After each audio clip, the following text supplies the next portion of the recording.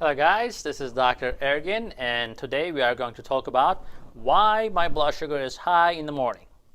Stay tuned. Okay, so I get this question all the time. So in one of the videos that I said, typically the best blood sugars are in the morning, and some people said, oh no, my blood sugar goes up during the day, or my blood sugar goes down during the day, I'm sorry. So they say my blood sugar is actually higher in the morning than the later time of the day. Well, that is true for some people. Again, that depends on what is going on with your body. So I said this because most of the time people go on medications like metformin or Lantus or anything like that, and they end up with the blood sugar being okay in the morning because those medications work at night and they don't eat anything during the night, hopefully. But here's the thing, you know, when you start your day, you start eating, right? So typically you expect your blood sugar to go higher. Now, why blood sugars are high in the morning, sometimes higher than the night before? So again, that depends on what you're taking during the day. If you're taking, for example, like glipizide, that is commonly prescribed medication, not my favorite, but it's commonly prescribed, and that medication works for a while, and then it wears off, and then this medication makes your body make insulin, right? So glipizide produces insulin, and that helps with your meals and so forth, but then it wears off, and then at night, your body still needs insulin. So insulin is not just necessary for the food. Your body needs insulin anyways. So even if you're eating no carbs whatsoever, you still need insulin because your liver will make glucose. You have to have glucose in your system. So yes, you don't eat carbs, good for you. There's some keto people that they're crazy about it, which is fine. But even if they're trying to say sometimes that if you're on a keto diet, you have no diabetes. That's not true. A lot of people will still have diabetes even on a keto diet. In my practice, I have a lot of them. So I don't know. The people talk about their own experiences, but that doesn't reflect the rest of the population. So yes, keto diet, if you're going to keto, your diabetes will dramatically improve. If you can stay on it, great, stay on it.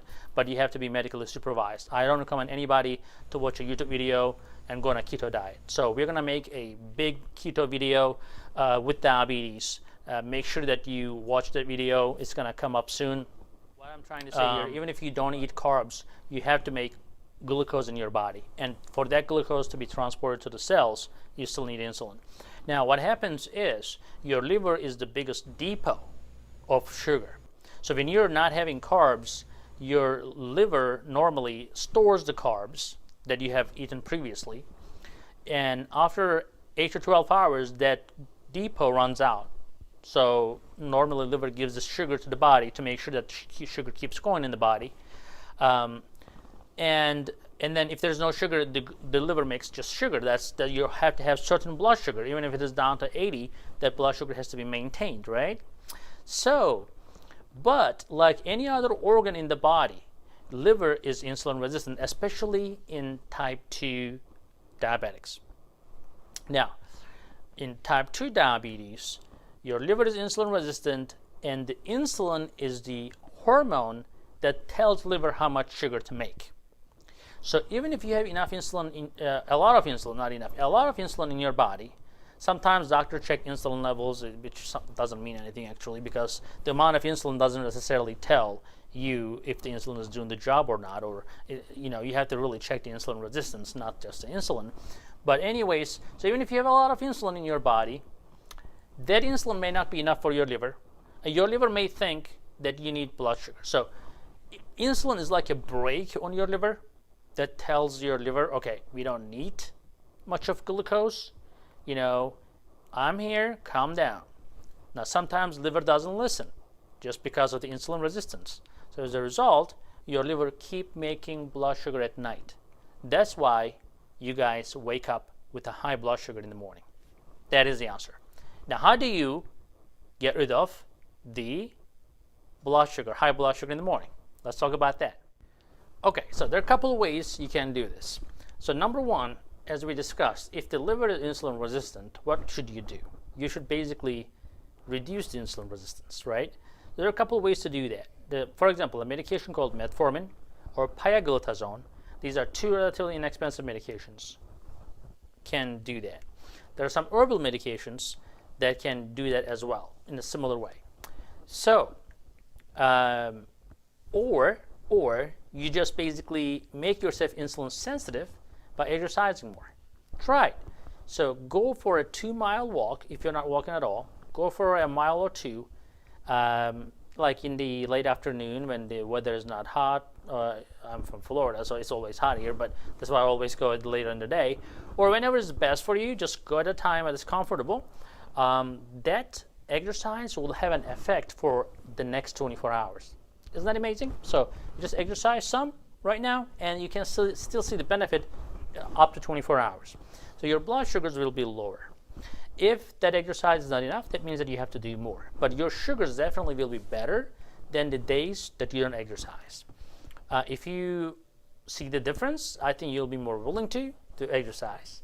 So if you don't have to exercise or exercise is not enough, then we sometimes have to use pharmaceutical or herbal medications, depending on your preference, to bring the blood sugar down. And that is to improve the insulin sensitivity in your liver. Now, of course, if you lose weight by doing some sort of diet, keto diet, or low carb diet, low fat diet, doesn't matter, just do a diet that is good for you, that you can manage. Some people love keto diet, some people hate keto diet, so it's not just one fits all. So, and I'm not a big supporter of any diet except the Mediterranean diet, because that diet has been studied multiple times, has been proven multiple times to reduce the heart attacks and strokes and to reduce the diabetes as well. Keto diet unfortunately doesn't have any studies, any long-term studies or short-term studies to prove that it reduced any heart attacks or anything like that. Yeah, it reduces your sugar, but reducing sugar is not everything. So we have to look at the health in a general fashion. Anybody that claims anything about any diet or medicine have to prove that it actually works in many different ways and so forth. So again, we will work with you guys to see what we can do. Again, you have to talk with your doctor, preferably an endocrinologist. And of course, after the discussion, you guys make an informed decision together, and if you need a medication, you go for it. Of course, you need to understand what you're taking, how you're taking, the side effects, and all that stuff. So don't jump on a medication unless you really know the side effects or the benefits, actually. Most people get hung up on the side effects. So here's what happens. People look on the internet, right? So they find the side effects that are seen 1 in 10,000. They say, oh, I don't want to take the medication. But the benefits are so high, they're just going for a blind eye for the benefits, and they just get hung up on the very minor risk sometimes. Again, diabetes is not just a science, guys. It is an art. So you have to choose your fight. So you want to do exercise and diet, you have time for it, go for it. We will support you. We will be watching you over. I promote always remote patient monitoring and remote patient management, because when I am remotely managing you and staying in touch with you, I'm always with you. That is not something you get from anybody. You normally go to a doctor, they give you a pill. Good luck. Good luck. Hope it works. It shouldn't be that way. It shouldn't be that way. So if you hear about the medication, if you hear about a side effect, you should be able to say, hey doc, I heard about this, what do you think? Is it going to affect me? Or should I, what's my benefit? How much benefit do I have? How much risk do I have, right? So unfortunately, trust to doctors is going down, and people are skeptical, and people actually think that they can just do it themselves. It's not a garden work, okay? So unfortunately, medicine is not something that you can just figure it out, but it is important to get the right information from the right person, not just from healthline.com or webmd.com. Guys, I know who writes those articles. They're not real doctors. They're just a bunch of freelancers. They just pick up information from right and left website, put it together, and create a business. That's not where you should be getting your information from. But back to the topic, right? Sorry, got sidetracked. Your liver is responsible. We are not playing the blame game here. Yes, you can do dieting better. Yes, you can exercise better. Yes, we can support you. Yes, we can tell you how to do it if you want to hear how to do it. You know, some people are just very self-motivated and they don't need it, but we can definitely help you with that. But also, we can guide you through if you need a medication to convince your liver not to make so much sugar. Sometimes, you know, everything fails and we have to go on an insulin. Again, going on an insulin is not a life sentence. Don't look at that that way. A lot of people are extremely happy that they are on once a day insulin. They see their blood sugars immediately improve. Again, diet and exercise is not always helpful for everybody. So let your doctor decide. Do your best on your end. And if your blood sugars are not still coming down in the morning, you have to do something. You have to try the pills depending on the situation. Again, we are talking about type 2 diabetics. Type 1 diabetics, they always have to take insulin. They have to take insulin multiple times a day. That's a totally different story. And we are occasionally talking about type 1 diabetes management and the devices they use, etc. But what I'm talking today is about strictly about type 2 diabetes.